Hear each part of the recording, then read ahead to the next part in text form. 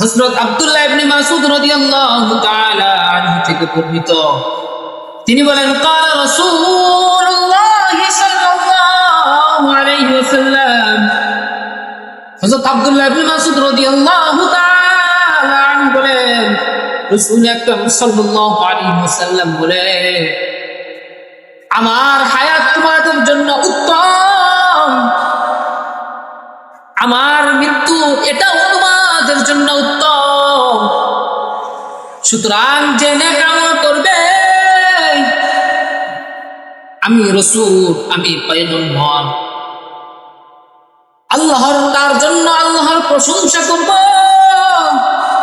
আর যে বদ আমল করবে আমি তার জন্য মাগফিরাতের দোয়া করব। আমাদের রাসূল আমাদের জন্য কি পরিমাণ মায়া!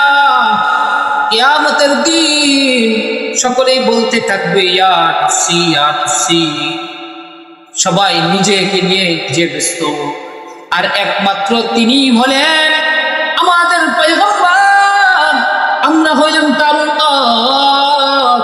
আল্লাহর রাসূল বলবে ইয়া উম্মতি ইয়া উম্মতি ইয়া উম্মতি।